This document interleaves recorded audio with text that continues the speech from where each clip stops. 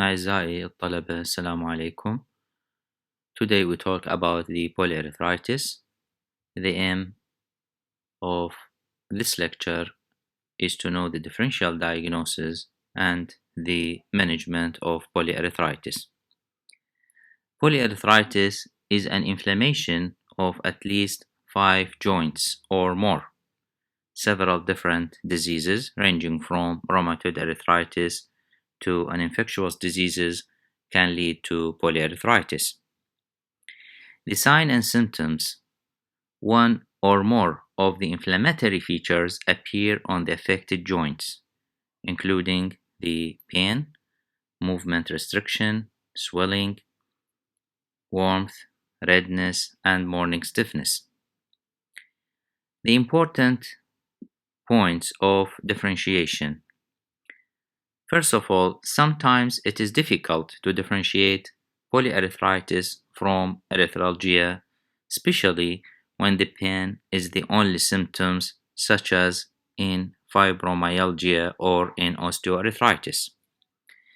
In some cases, polyarthritis can be severe enough to necessitate the admission of the patient to the emergency unit, or it can be asymptomatic and may remain undiagnosed for months.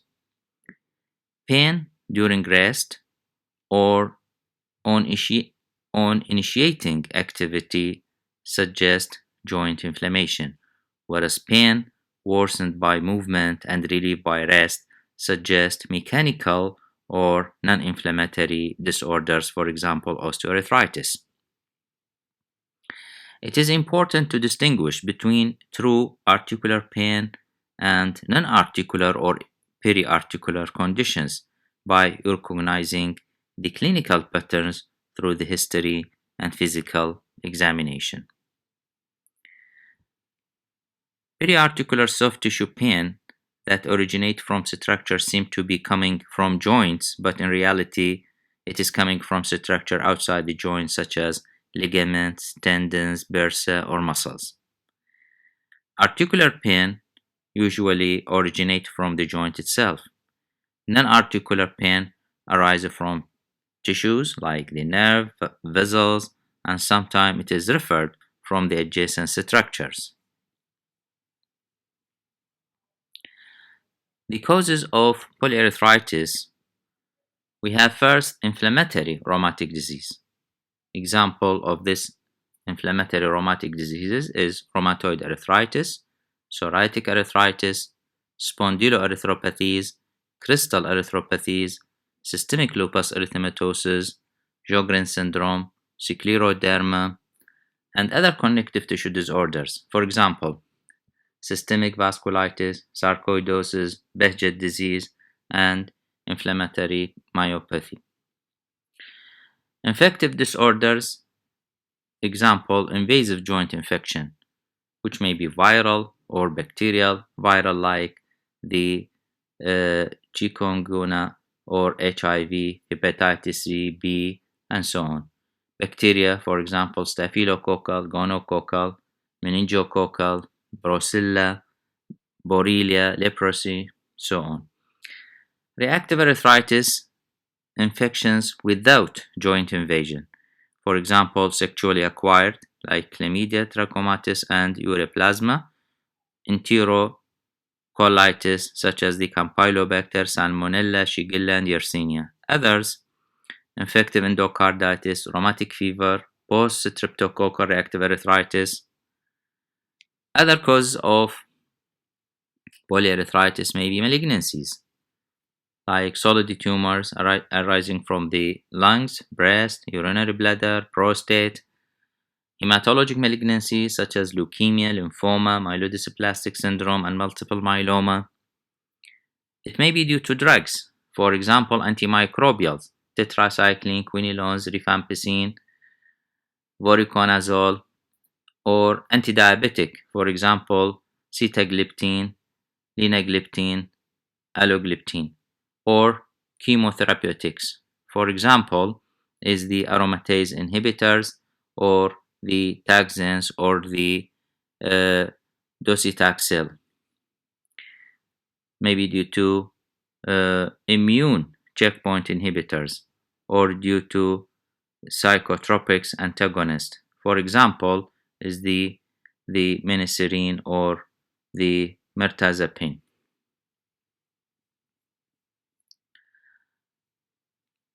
Once pain of the joint is confirmed, the next step is to clarify the pain as non-inflammatory or inflammatory in origin. The non-inflammatory arthritis characterized by mostly related to osteoarthritis. The onset and severity are variable. No obvious inflammatory features such as redness, hotness, and the swelling joint. Morning stiffness and pain in osteoarthritis usually present with less than 1 hour and aggravated by activity and improve with rest. A review of systems is usually negative for rash, oral ulcer, or other internal organ involvement. While in inflammatory arthritis, characterized by mostly related to rheumatoid arthritis, systemic lupus erythematosus, and other autoimmune inflammatory arthritis. The pattern of joint involvement, which include number and type of joint involved, the symmetry, and the onset is useful in the diagnosis. Hotness, swollen joint generally present. Prolonged morning stiffness is obvious feature in rheumatoid arthritis and also in ankylosing spondylitis and polymyalgia. Diagnosis confirmed by the appropriate serologic tissue and or the imaging studies. Positive finding on a review of system is usually present.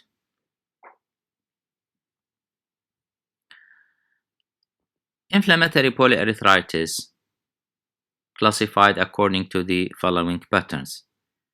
For example, the duration. We may classify it as acute and chronic. While according to the type of affected joint, may be peripheral, large or small with axial spine involvement, or maybe peripheral without axial spine involvement. The pattern of distribution may be symmetric or asymmetric. And the clinical pattern, we have 3 clinical patterns. It might be migratory, might be additive, or intermittent. Inflammatory polyarthritis duration. We may classify it as acute polyarthritis when polyarthritis limits itself in less than 6 weeks. It is frequently associated with viral infections. While chronic polyarthritis suspected if the symptom lasts longer than 6 weeks, and rheumatoid arthritis is one of the most likely diagnoses in chronic polyarthritis. In rheumatoid arthritis or systemic lupus erythematosus, the types of joint expected to be involved are symmetrical involvement of small joints of the hands. In spondyloarthropathy, involvement of large joints such as the knee and ankle. And also in spondyloarthropathy, detection of axial spine involvement is important as it increases the suspicion of the diagnosis of spondyloarthropathy. Classification according to the pattern of joint involvement. We have 3 patterns. Migratory, at the onset of arthritis, initially only 1 or more joints are involved, which they improve completely after several days. Following this, another joint regions is involved, and in this way, polyarthritis occurs gradually. For example, acute rheumatic fever is the typical example of this pattern of arthritis. Additive, joints become involved within days or weeks. This may be a potential pattern for psoriatic arthritis. Intermittent polyarthritis attacks continue for a while, following with complete improvements occur. Polyarthritis recurs after a while and may progress in this way in adult patient with adult Still's disease.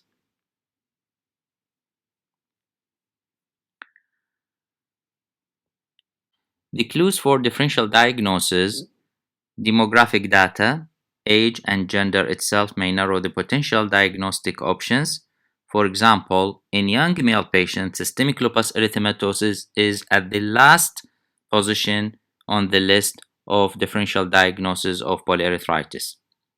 The incidence of a crystal erythropathy is higher in older age group. The other diseases of advanced age, such as polymyalgia rheumatica and giant cell arteritis, can also be the cause of polyarthritis. Genetic susceptibility. In familial Mediterranean fever, polyarthritis is not a common sign of autoinflammatory diseases.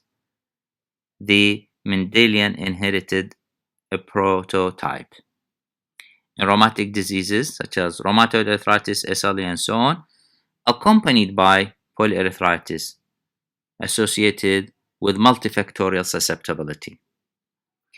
In ankylosing spondylitis and psoriatic arthritis, family history can only be a matter of fact.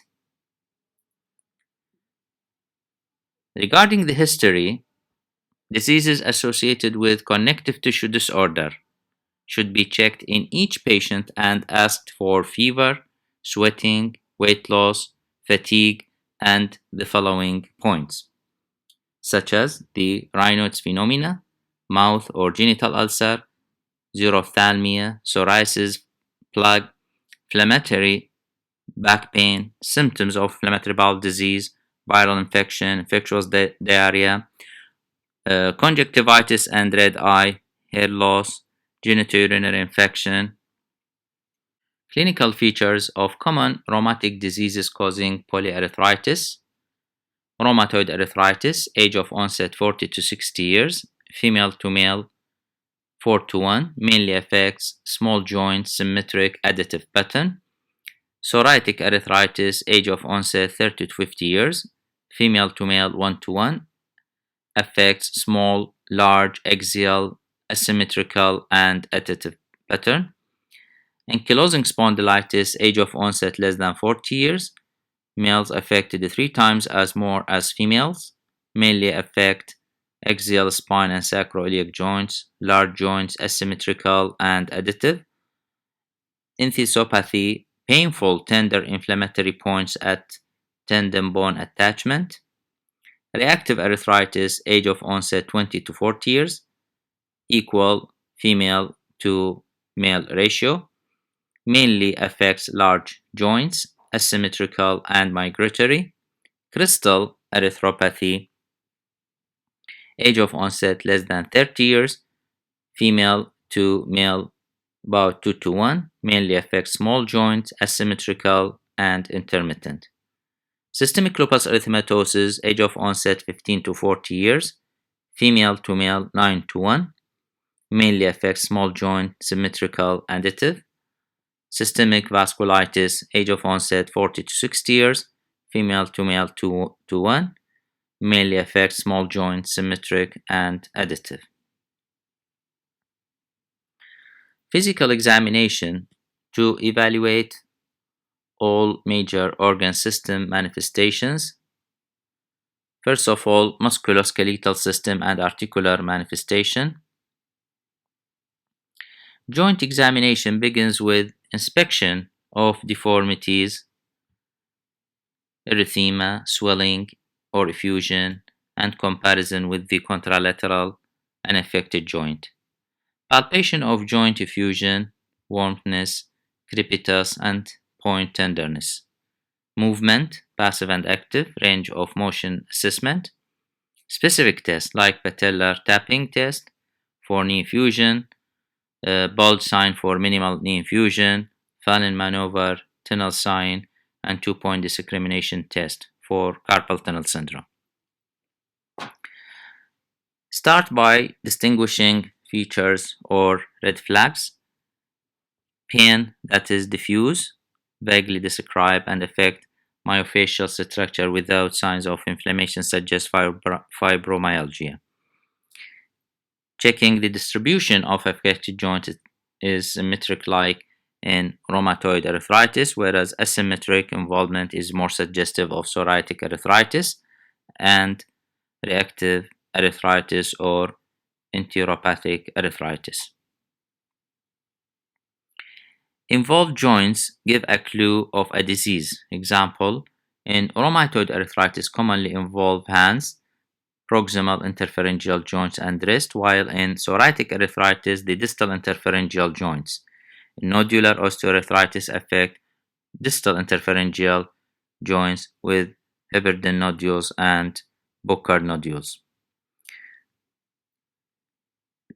New onset oligoarthritis plus spinal spine is particularly likely to be a seronegative spondyloarthropathy if the patient has a family history of the same disorder. Eye redness and pain and low back pain suggest ankylosing spondylitis. Prior plaque psoriasis in a patient with a new onset of oligoarthritis strongly suggests psoriatic arthritis.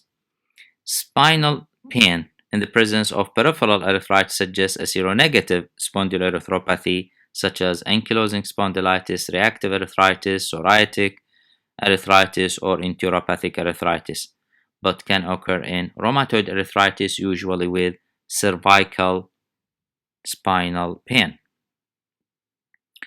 Weakness, weight loss, fever might associate with severe spondyloarthritis, but usually it is due to an intensive inflammation, especially in systemic rheumatic disease like SLE and systemic vasculitis, which may possibly involve the visceral organs, should be at the top of the list of the differential diagnosis.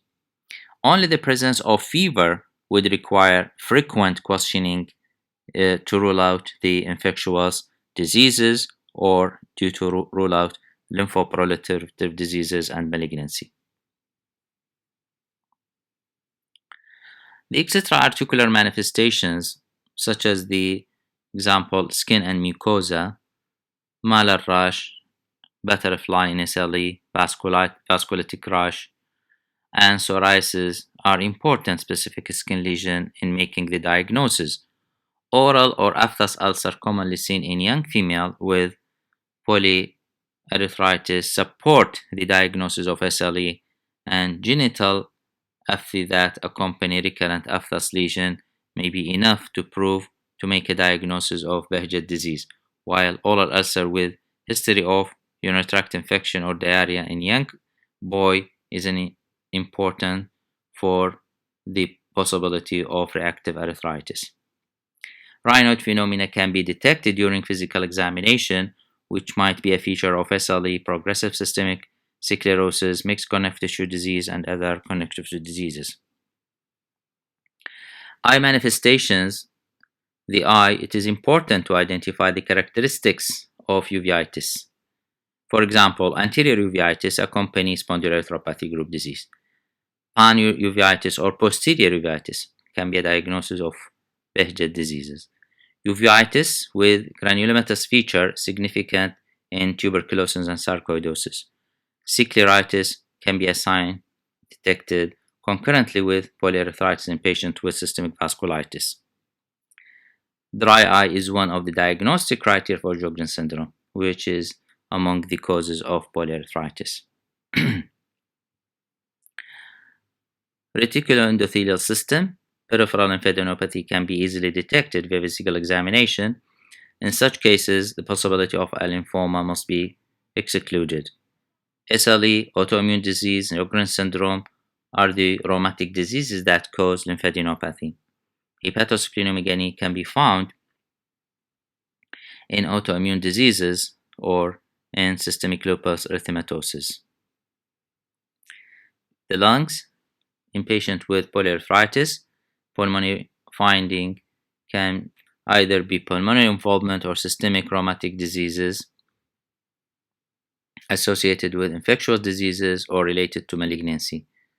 Pulmonary signs must be examined in detail in the physical examination and likely to be seen in rheumatic diseases such as pleuritis, pleural effusion, airway disease, lung nodules, interstitial lung disease, pulmonary hypertension, and pulmonary hemorrhage. The urogenital system in a polyarthritis patient, kidney failure in SLE, and systemic vasculitis would be at the top of the list of differential diagnoses. Proteinuria and hematuria indicate glomerular involvement important in SLE nephritis. Urogenital infection can be the causes of reactive arthritis. Epididymitis or endarchitis, which might be a sign of systemic vasculitis. Cardiovascular system. Cardiac murmur, a sign of cardiac valve involvement in acute rheumatic fever, can be encountered in adulthood even though it is uncommon cause of polyarthritis in this age group. Takayasu arteritis or giant cell arteritis reveal abnormality of peripheral pulses, which is important to suspect aortitis with polyarthritis, which is a rare condition. Infective endocarditis must be considered in the differential diagnosis in a polyarthritis case with a new onset fever and cardiac murmur. Syphilis could be the cause of polyarthritis in patients with advanced stage aortic insufficiency. Aortic dilatation and related aortic insufficiency may develop in ankylosing spondylitis. Pericardial effusion and myocarditis, the signs that might accompany rheumatic diseases, are suspected during physical examination. Gastrointestinal system in a polyarthritis patient with accompanying of the following GIT features. Dysphagia may be suggestive of scleroderma or polymyositis.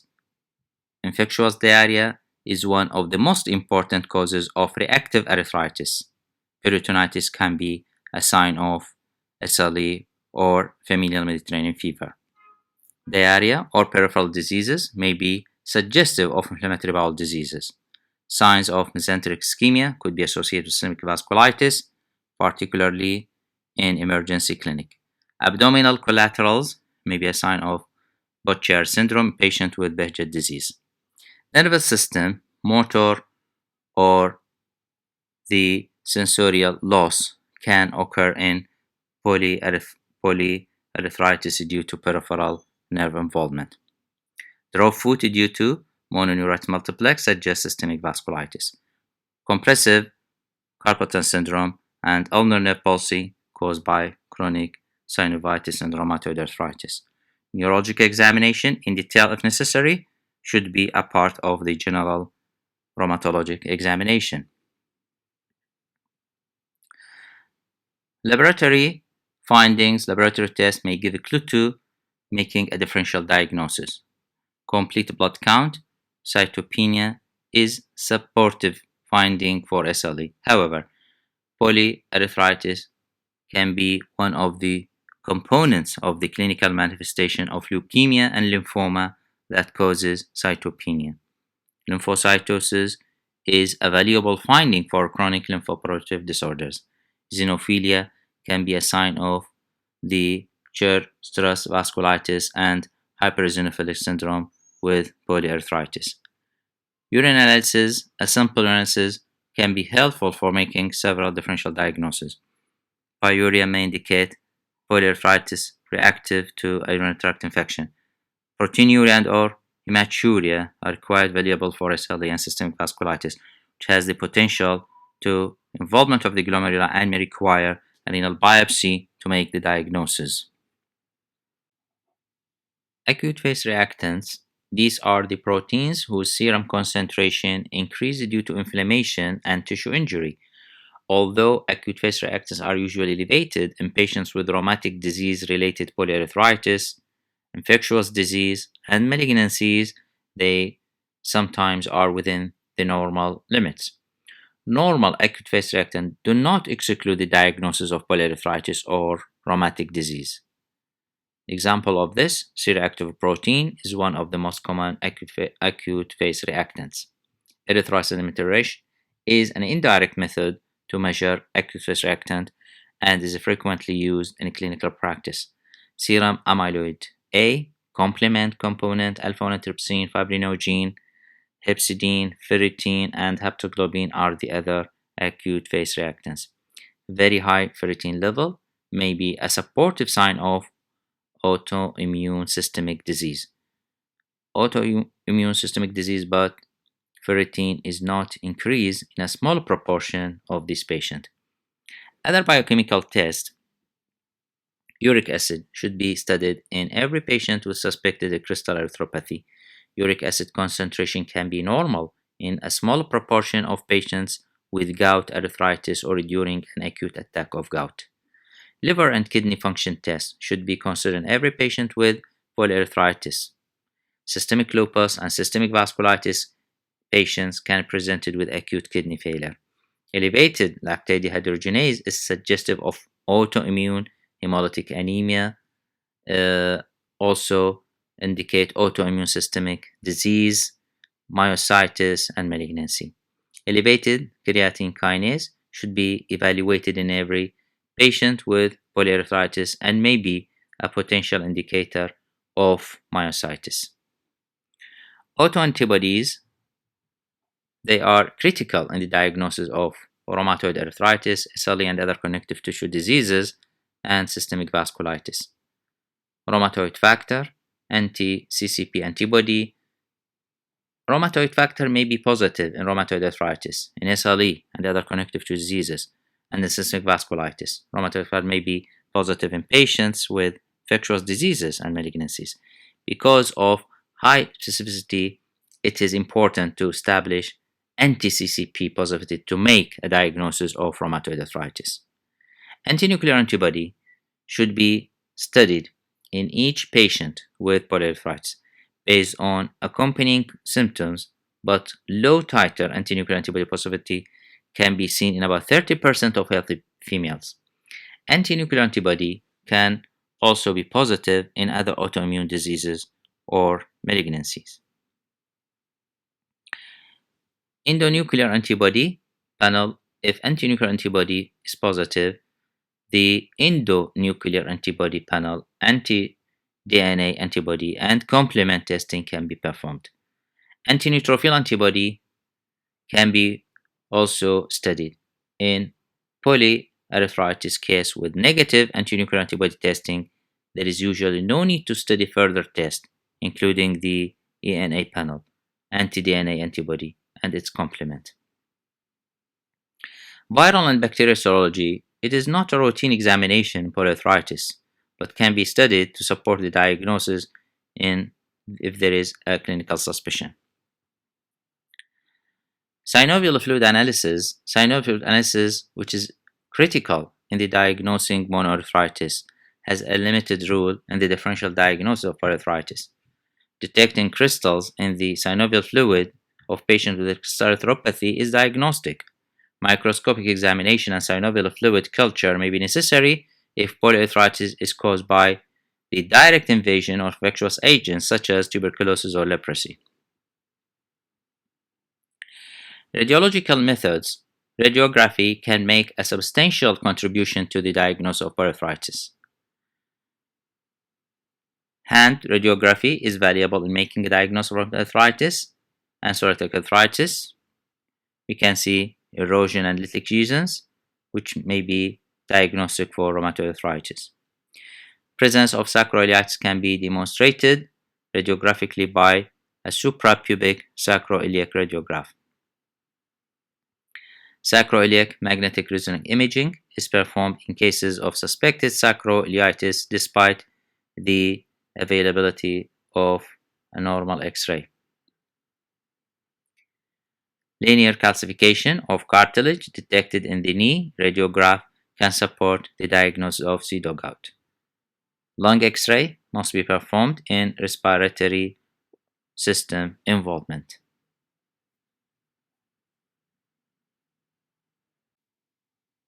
Ultrasonography can be used to evaluate the severity, make the differential diagnosis of arthritis, detecting enthesopathy and tendinopathy via ultrasound is significant for spondyloarthropathy. Starry sky appearance in the joint of patient with crystal erythropathy is helpful. Also, it is valuable tool in a clinical follow-up and in the diagnosis of temporal arteritis. Computed tomography and MRI to the diagnosis of polyarthritis is limited, except for spondyloarthropathy. For example, thoracic CT finding are quite available in the interstitial lung disease. In addition, if arthritis is suspected, MRI may be helpful in demonstrating synovitis. The PET scan is helpful in making a differential diagnosis in cases of suspected malignancy. Recently, it was uh, understood that PET scan contribute to the differential diagnosis of large vessel vasculitis. Erythrocentesis is mandatory in most patients with a new effusion to rule out infection and identify crystal. It can also help distinguish between an inflammatory and non-inflammatory process. Synovial fluid examination include white blood cell count and differential, gram stain culture, and microscopic examination for crystal using polarized light. Crystals in the synovial fluid confirm crystal-induced arthritis but does not rule out coexisting infection. Non-inflammatory synovial fluid, example white cell count less than 1,000, is more suggestive of osteoarthritis or trauma. Hemorrhagic fluid is consistent with hemerythrosis.